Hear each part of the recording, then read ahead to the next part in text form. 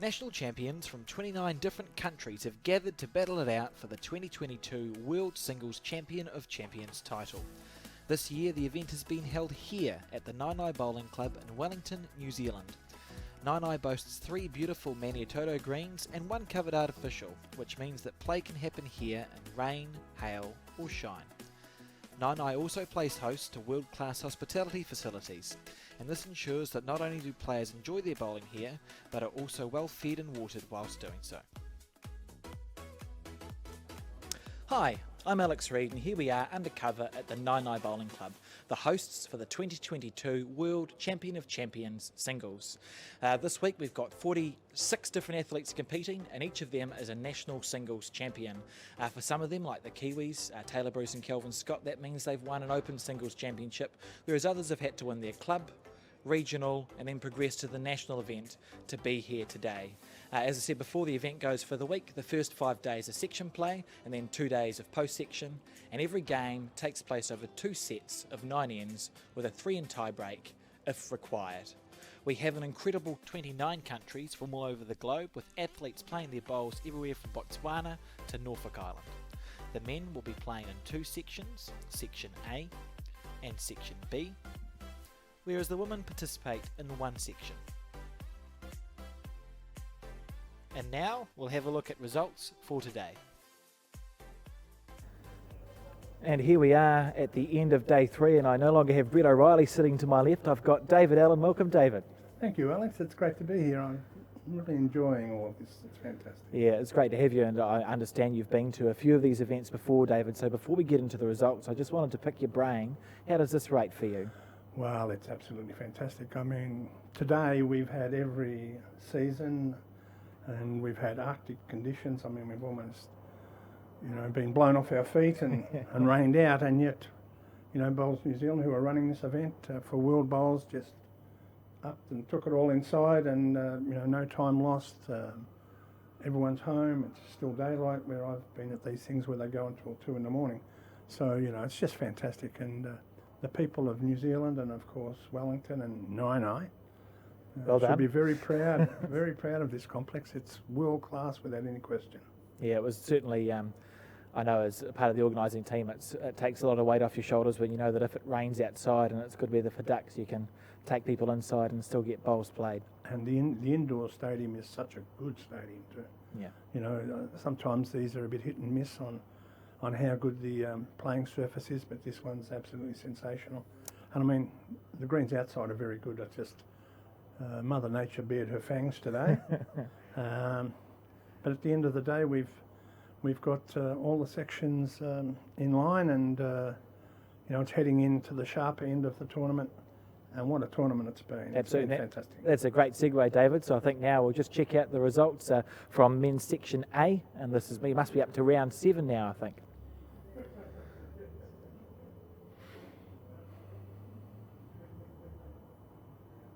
In a second, we'll see them.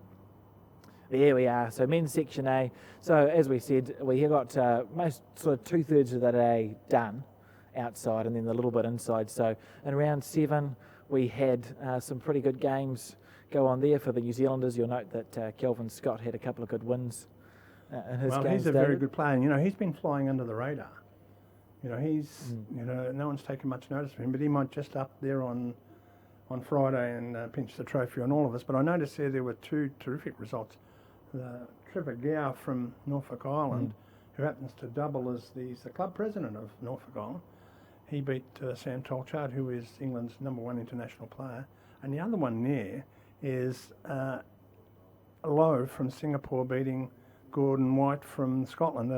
White come here with big raps on him. Absolutely. And Lowe, I think his name's Anthony, he got ahead of him on a tie break, and that was a terrific result. Yeah, some good stuff as we scroll down now to round 8 of men's section A.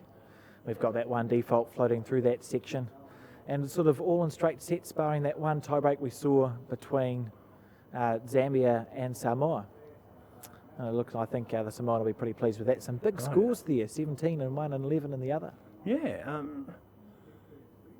there's been a bit of that. I mean, where someone's got 12-5 in the first set, and then they go down 3-10 in the second.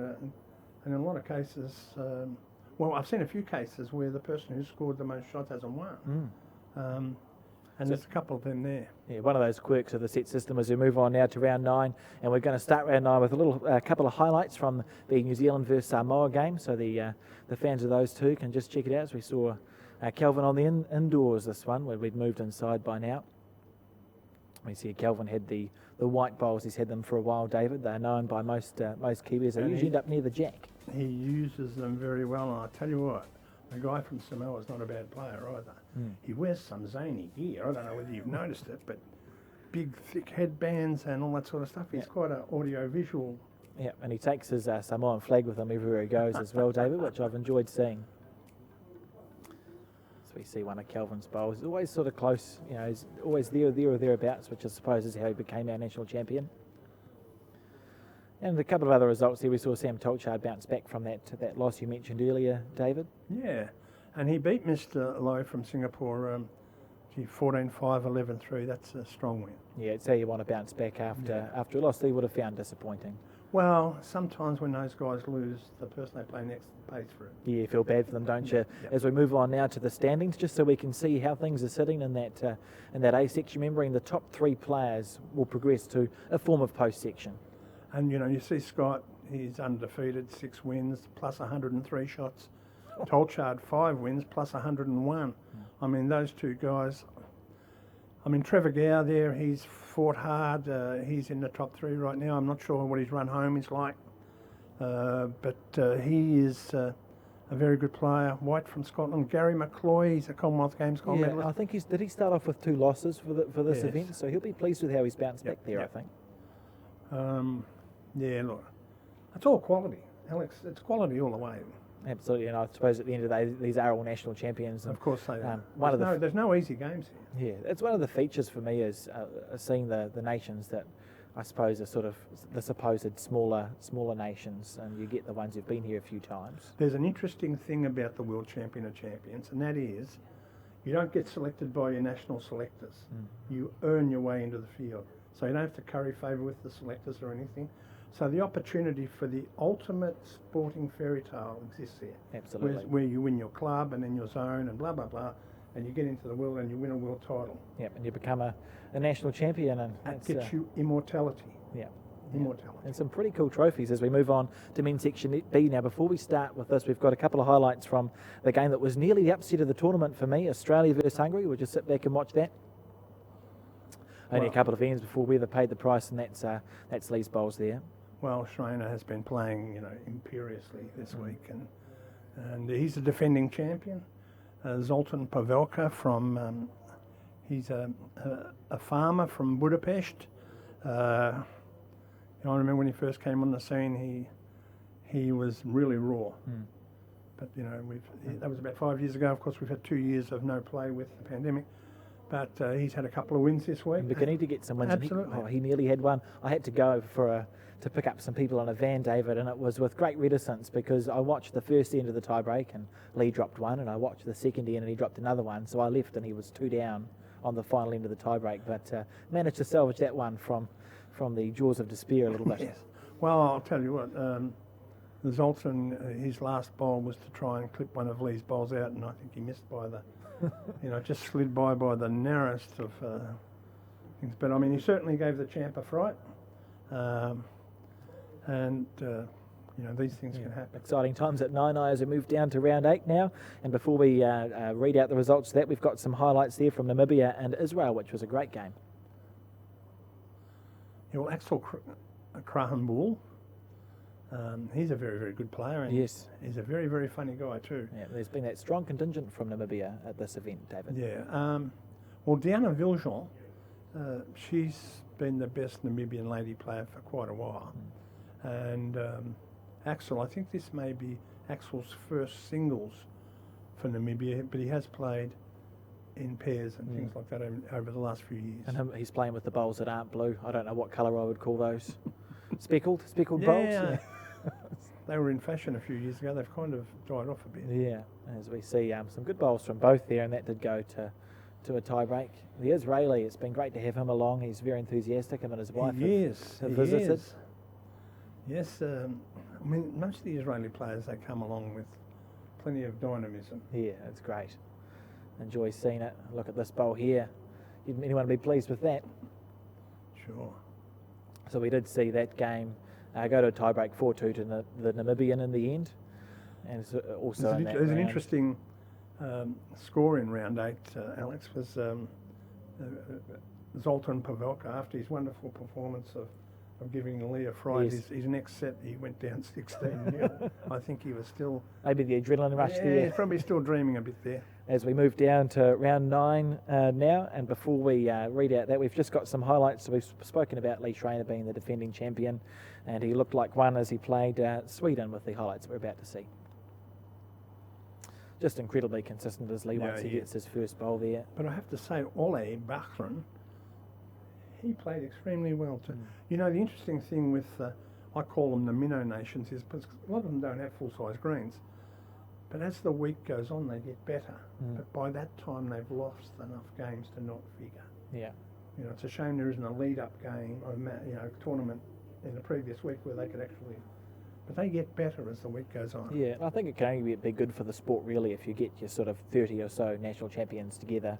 You're going to raise the level of those countries that might have 7 or 8 bowling greens. Of course, yesterday, Ole beat... is that Shamir Zolkepo, who is the number 1 player in Malaysia. And so, you know, he's totted up a couple of memories here. Yeah, not to be sniffed at, and we saw there the Welshman. He's one of the players for me as we go to the standings, sitting on number 2, 6 out of 6. Kevin. Another one who's been a little bit like Kelvin Scott, I think. Well, I'll tell you what, he's not fashionable, Kevin, even though he was wearing a Rastafarian hat today, which he tells me is actually a Welsh hat, but it looks like the sort of thing you'd see Bob Marley wearing. It was very colourful, it was. Yeah, and you know, he's won 6 out of 6. He's like, he's like a junkyard dog. He won't give up a shot, and he'll work very, very hard for every shot. He's a terrific player. And what's interesting here for me, David, is it's almost becoming top heavy. This in the previous the Section A, we've got quite a few sitting on that sort of 4 wins situation. Yep. This we've got 2 on 6, 1 on 4, a lot on 3, a lot on 50-50. Anyone's game, really, isn't it? Well, you see Ross Davis in there. He's a good player, Alex, from Jersey, and of course Zolkeppel. Well, you know, I think they've got 4 rounds to go. I mean, it's going to be interesting to watch. I can't wait to get here tomorrow and see how it all unfolds. Look at all those people on 3 wins. Yeah, it's incredible. It's sort of a sign of what we were saying before about the competitiveness that we have here, isn't it, David? And of course, Charlie Herbert there, he's 8th. I mean, Charlie's a first-class player, the American. I've been very impressed with him. We spoke about him yesterday. I watched him win a tie-break, put the jack in the ditch, took the mat up, jack in the ditch with his first bowl. That's cool. And he's very proud when people say, you realise you look like David Hasselhoff. I'm going to have to mention that. I'll have to mention that. You should. As we move to the women's section, and before we kick into gear, we've got some highlights between the USA and Wales. Anne Nunez, who's been impressing this week. Well, she's going from strength to strength. Before the pandemic, she had just started to hit it on the world scene. Of course, you know, we've missed 2 years of these bowls. But she and Melanie Thomas were both on the same amount of points. So this was actually sorting out their positions in the queue. Yeah, incredible. And of course, Anne, who's a NASA space technologist. I was going to ask you about that. What an incredible She probably job worked out some scientific formula to fix the little Welsh lady up, I think. That sounds good. As we and you see there, of course, Taylor Bruce inflicted a very heavy loss on Steph Branfield from England. Now, Steph is one of the best players in the world. Last year, she won 3 English titles. She's a fantastic player, and she's now the current European champion, but she just doesn't seem to be able to catch the Naenae conditions, which is the wind and the rapid speed of the greens. Certainly been a tough week for her, and we saw, you know, harking back to the men's one, I was talking to Sam Tolchard after his loss, and he said, well, the first set it was fine, and the second set it got a bit windy and a bit of a squall, and it became difficult to put his bowls where he wanted them to go, and so the conditions are challenging, but I think in a good way for the players. Yeah, and you know, Steph had a good win this afternoon, and I'm hoping, you know, I don't think she can make the top 6, which you have to do to play in the finals. But I tagged her and Carla Krasanic as possible finalists. Certainly. But I think she's too far back. Yeah, and that's a good segue as we scroll down to round 8. And we're going to start that off with a highlight between a game between Carla from Australia and the South African. Esme Haley. Yeah. The wonderful. I mean, Esme's a 4 times South African Masters winner. Now, they're both playing with white bowls, so we'll just presume... Isn't it interesting? They've got the same coloured bowls. How we tell them apart? Whereas up until 20 years ago, everyone had black ones and we never had any problems. There was no issues at all. You just used your memory, used your brain a little bit, I think. So we see some good bowls there. And again, this round was played on the indoor facility at this Naenae Bowling Club. This is terrific in here. I mean, it's just great. It was, and it has calmed. I feel like it's added a dimension of calm to the tournament. The players are quite happy. They had a meeting with the rain and were canvassed and said, look, do you want to persist outside or do you want to come inside and play in the relative comfort and warmth of the inside green? And they there isn't that sort of insecurity. Am I going to play? Am I not going to play? And players hate going out and coming off and going out and coming off. Yeah, having rain breaks all the time. They'd much rather, be inside and play. Absolutely, it's a lovely option to have as we go to round 9 now, and we're going to start this off with a highlight. It's a game that went to a tiebreak between Botswana and South Africa. A great game that was as well. Yeah. Been very impressed. Considering the facilities they have in Botswana, the 2 representatives from that country have gone quite well, David. Yeah, Maria, she's a very, very good player. She's been around the scene a long time. Very classy lady, and she's one of the best players in Africa, that's for sure. And of course, Eddie, the male player, well, he's just a great guy. He's very, very funny and witty. Yeah, they've added and can play bowls. It's a great dimension to the tournament, but this game went all the way to a tiebreak. I believe the South African winning by a couple of points in the end, and you can see here both players played some absolute bombs. It's also been good while we're talking about. I must admit that I much prefer, I don't know if you've ever seen our old umpires uniform, David, but we've recently had a rebrand at Bowls New Zealand. The umpires have been given new shirts and jackets with umpire branded across the back. I remember the old ones with some sort of indignity. Don't know what colour I would call them either, but I think certainly it's been great to see so many umpires here. The whole presentation has been as neat as a pin. Congratulations to everyone involved. It's been awesome. Yeah, certainly enjoyable to be part of. And we see in that round 9, just one to the tiebreaker. We'll move on to the standing and see where things are sitting with the women, remembering that they've only got one section, slightly fewer players. So they have the first 6, and what happens there is that the first 2 go immediately into the semi-finals, and the other 4 they draw out of the hat and they play semi-finals, and the 2 winners absolutely. go and that battle for that 5th and 6th place, 6th place in particular, it's looking like it's anyone's, isn't it, as we see. Well, look, they've got Ain Tarmizi from Malaysia. Wow, she's only a few shots behind, and of course Little Petal Jones from Norfolk Island. I'm not sure. See, you wonder who they're playing. Yeah. Over the next 2 days. Of course, Maria from Botswana is just sitting there waiting for someone to falter. So it's sort of the crescendo starting to build. Yeah, it's getting a bit exciting now, isn't it? And I mean, so far they've just been, it's almost like feeling each other out, but now it's down to the business end of the tournament. Right to it, and this is certainly, we spoke about Branfield being out of contention, but at these events, as we near the pointy end, there's a few games to go for each.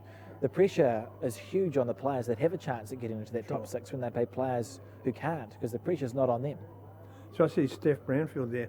If she wins her 4 games and everyone else loses. Well, slightly stranger things have happened, I suppose, David. But look at some. I mean, Jennifer McClure from Ireland. She's been terrific. I've never seen Dolly Slager from the Netherlands before, but she's a very experienced puzzler. And she took the Australian Carla to a tie-break yesterday, I believe. Yeah. That was quite an incredible game to watch as well. She played some great bowls, so all to play for. But anyway, thank you for joining me for this, David. I've enjoyed this review. Alex. It's been good. It's been good. It's been good. You don't have glasses like Brett, but we are both colourblind, so there's a similarity there. and blind as well. So I thought how we'll finish this off with, and as I said, thank you to you and to the viewers. If you're looking to find results, the Bowls New Zealand website's probably the best place to go. We've got everything there, but there's been a great support from social media. World Bowls with your media releases. Yeah, World Bowls well. website's got a comprehensive coverage and a story. And yeah, absolutely. So I'd encourage everyone to go there. And what we're going to do is play the show out with some highlights, because even though the weather was challenging today, we were actually able to get the cameras recording a bit, David. So we've got some highlights of the day's play to finish with, and thank you again. enjoy.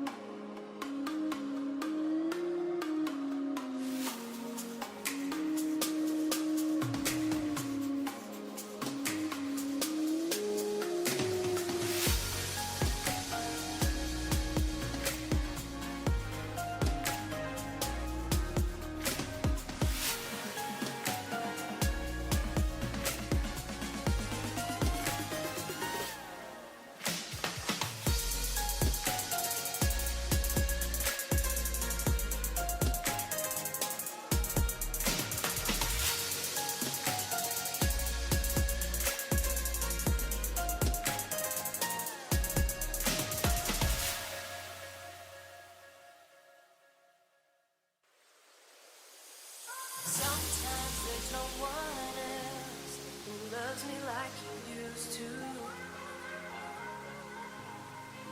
Sometimes we're not ourselves, there's no one I can turn to. And I